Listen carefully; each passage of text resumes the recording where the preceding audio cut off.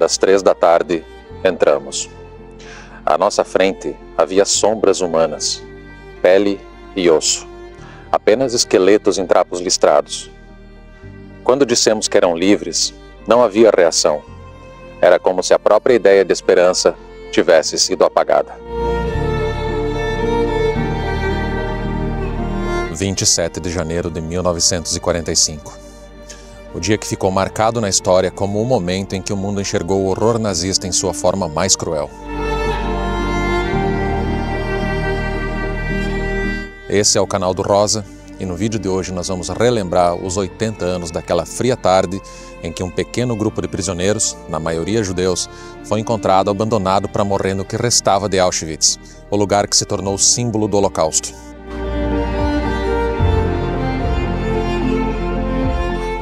Aviso: este vídeo contém narrações de cenas fortes das atrocidades cometidas pelos nazistas e não é indicado para pessoas sensíveis. Além disso, o Museu de Auschwitz não recomenda a visita para menores de 15 anos, mesma classificação que eu recomendo para a audiência deste vídeo.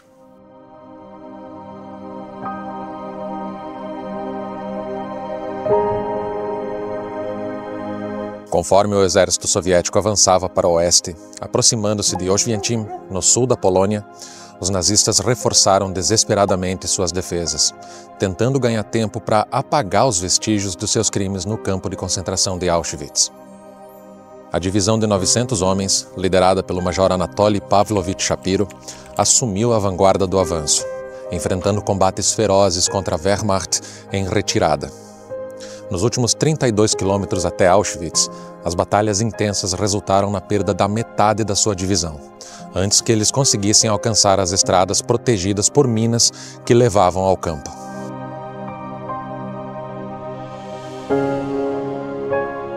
Por volta das 3 horas da tarde de 27 de janeiro de 1945, um esquadrão de assalto da 106ª Divisão de Infantaria, sob o comando do Major Shapiro, foi um dos primeiros a romper as defesas da cidade e alcançar o campo. Sua unidade limpou os acessos das minas terrestres, abrindo caminho para a libertação.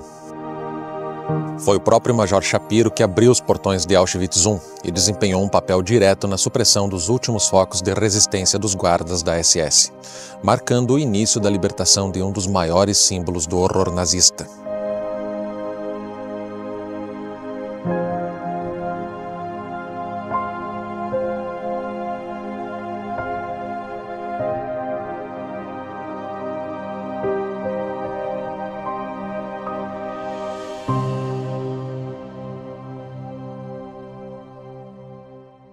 Muito antes do início da guerra, os nazistas já utilizavam campos de concentração para aprisionar pessoas e explorá-las em trabalhos forçados. Esses campos estavam espalhados por toda a Alemanha e pelos territórios ocupados, incluindo Polônia e República Tcheca. No entanto, foi em 1942, durante a Conferência de Wannsee, liderada por Reinhard Heydrich, um dos mais cruéis arquitetos do regime nazista, que o plano para a eliminação dos judeus da Europa foi formalmente apresentado e rapidamente implementado. Esse plano ficou conhecido como a solução final para a questão judaica. Embora Auschwitz não tenha sido o único local destinado a esse propósito, ele se tornou o principal símbolo do Holocausto devido ao número aterrador de vidas que foram tiradas ali. Estima-se que mais de 1,1 milhão de pessoas foram assassinadas no campo, das quais mais de 900 mil eram judeus, consolidando-se como um dos maiores cenários de tragédia da história da humanidade.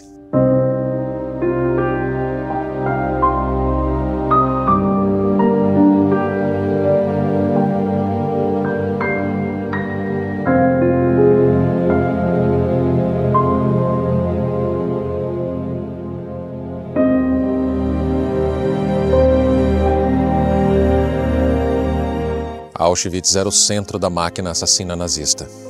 Para lá eram enviados milhares de judeus e outros indesejáveis pelos alemães nazistas. Essas pessoas eram transportadas para lá em trens de carga vindos de diversas regiões da Europa, que estavam sob o domínio da Alemanha nazista.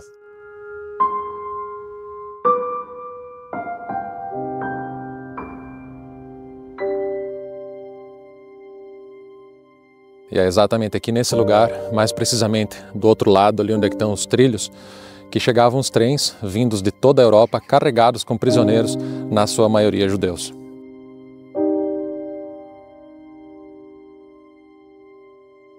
Ao chegar em Auschwitz, os prisioneiros eram rapidamente avaliados por médicos que decidiam quem seria forçado a trabalhar e quem seria enviado diretamente para as câmaras de gás. Mulheres, crianças e aqueles incapazes de trabalhar não sobreviviam mais que 1 hora após o desembarque. E logo ali atrás, onde tem aquele grupo de pessoas, era feita a seleção. Então ficava ali um médico, chamado de médico, né? Um médico nazista, que apenas por olhar a aparência da pessoa, ele julgava se ela devia ser utilizada, né, nos trabalhos forçados, se ela ia para a câmara de gás lá no fim dessa estrada aqui, ou se ela seria utilizada em experimentos médicos.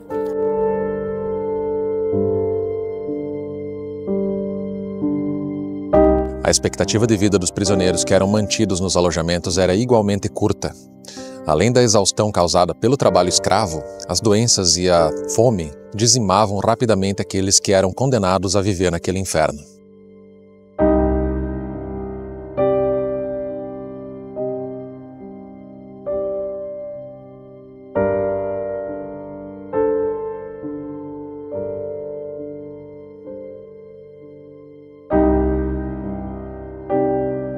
Outro destino igualmente cruel aguardava os que eram escolhidos para as experimentações médicas, conduzidas pelo notório Josef Mengele, um dos mais infames criminosos do regime nazista. Mengele, que fugiu para a América do Sul após a guerra, viveu seus últimos dias no Brasil, onde morreu de um AVC enquanto nadava em uma praia de Bertioga, no estado de São Paulo.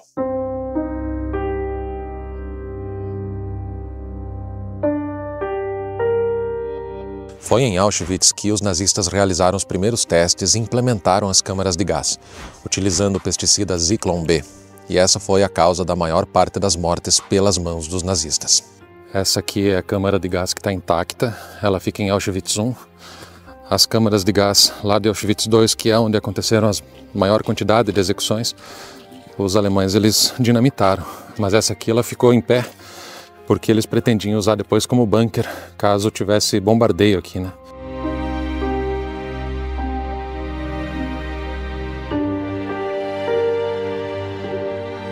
Eu não sei se vai dar para ver aqui no teto, mas tem um buraco, tem vários desses buracos aqui, que é por onde os nazistas jogavam o Zyklon B, que virava gás aqui dentro e sufocava todo mundo.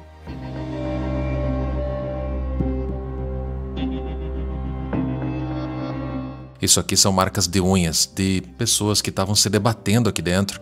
No desespero para fugir, tentaram cavar as paredes com as unhas, cara. Meu Deus.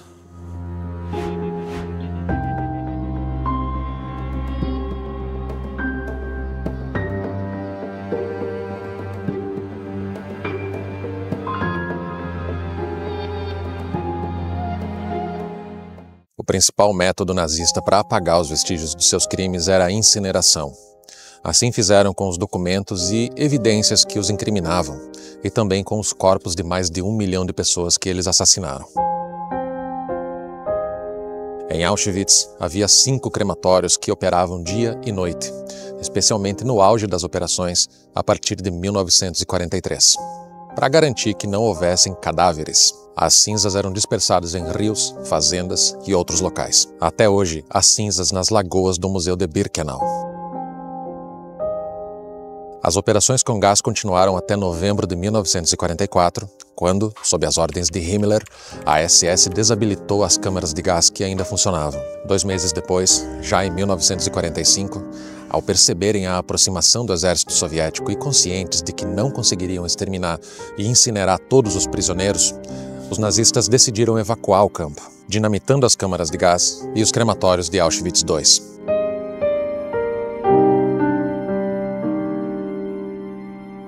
Cerca de 1 semana antes da libertação de Auschwitz, os alemães forçaram milhares de prisioneiros a marchar rumo a oeste, em direção à Alemanha, para serem transferidos para outros campos de concentração. E esse episódio ficou conhecido como as Marchas da Morte. Muitos sucumbiram ao longo do caminho, seja pela exaustão, seja por execuções sumárias.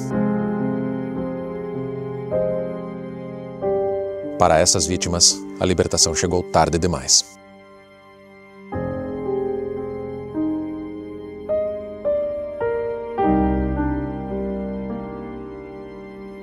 Entretanto, aqueles que estavam demasiadamente fracos ou doentes para marchar foram abandonados em Auschwitz, deixados para morrer. Foram esses sobreviventes, cerca de 9.000 pessoas, que os soldados soviéticos encontraram naquela tarde de 27 de janeiro. A condição deles era tão desesperadora que comoveu até mesmo os soldados mais endurecidos pela brutalidade da guerra. Além disso, muitos corpos foram encontrados espalhados pelo campo de Auschwitz.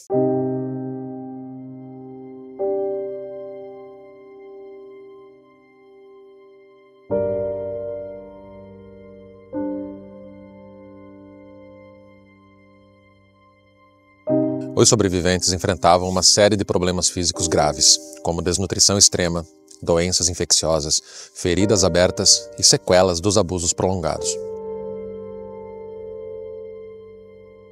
Mas a situação ia além do físico. A maioria estava profundamente traumatizada e muitas vezes desconfiava das pessoas que tentavam ajudá-las. Essa desconfiança era especialmente dirigida aos médicos, e não sem razão. Durante anos, eles haviam sido submetidos a experimentos médicos brutais realizados por nazistas, que se apresentavam como profissionais de saúde. Por isso, quando os verdadeiros médicos tentaram tratá-los, os sobreviventes frequentemente resistiam ou até mesmo não aceitavam ajuda.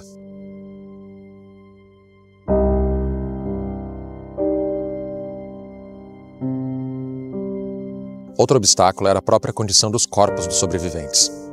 Com organismos tão debilitados, até mesmo a alimentação, que é algo que deveria ser um alívio, se tornava perigosa. Muitos dos libertadores, na tentativa de aliviar o sofrimento imediato, ofereceram alimentos ricos em gordura e proteínas. Contudo, isso levou a um fenômeno conhecido como síndrome da realimentação, onde o corpo, incapaz de processar nutrientes tão densos após longos períodos de inanição, entrava em colapso. Vários sobreviventes acabaram morrendo por causa desse erro acidental.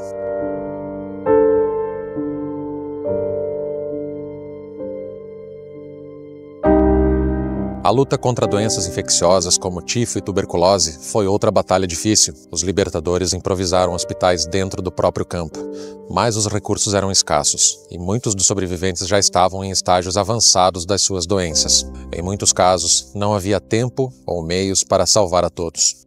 A complexidade do tratamento também envolvia lidar com o trauma mental. Os libertadores perceberam rapidamente que os prisioneiros não estavam apenas fragilizados fisicamente, mas também emocionalmente destroçados. Muitos estavam apáticos, incapazes de responder às tentativas de conforto ou até mesmo de compreender que estavam finalmente livres.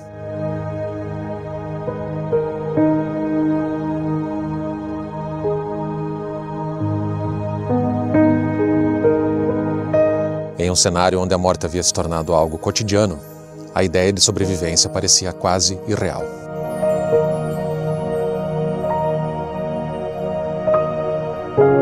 Na cidade de Oświęcim, localizada no sul da Polônia, e que durante a Segunda Guerra Mundial esteve sob a ocupação nazista, encontram-se as instalações do campo de extermínio de Auschwitz. Hoje, o local é um museu aberto à visitação, preservando a memória das vítimas. Em 2025, assim como em anos anteriores, será realizada uma cerimônia em homenagem a essas vidas perdidas.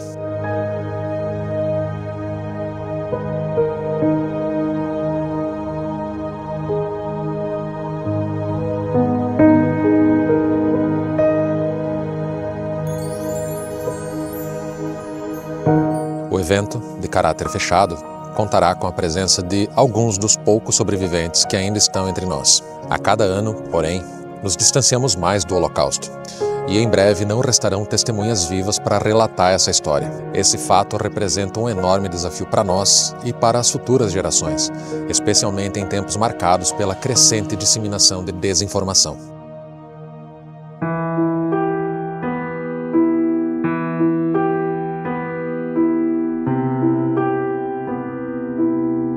Manter viva essa memória exige esforço coletivo e um compromisso com a verdade histórica. Por isso, é fundamental ler livros sérios, estudar história e buscar conhecimento além do que se encontra em vídeos como este. Aqui no YouTube, o nosso objetivo é apresentar informações de forma acessível, como um ponto de partida para que você se aprofunde depois. Para te ajudar nessa jornada, eu incluí uma lista de recomendações de leitura na descrição do vídeo, logo aqui embaixo. Ainda sobre essa cerimônia, eu não vou participar do evento, mas vocês podem acompanhar a cobertura pelas mídias oficiais do Museu de Auschwitz, ou por uma brasileira que é guia turística e faz tours lá em Auschwitz.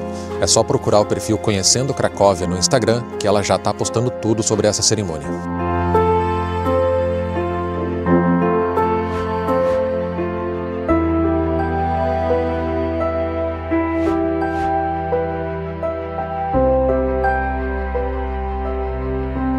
Nesse dia 27, dedique um minuto para refletir.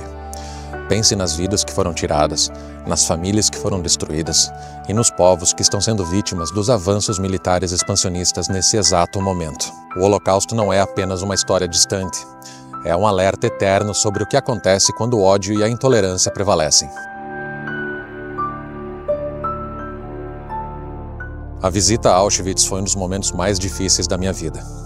As paredes, os objetos, o chão, tudo ali parece sussurrar as histórias de quem não sobreviveu. Se você ainda não teve a oportunidade de visitar Auschwitz, ou se você está planejando essa viagem, eu convido você a sentir um pouco daquilo que me marcou para sempre nesse vídeo que eu publiquei há mais ou menos um ano, quando eu viajei até a Polônia e visitei o campo de concentração.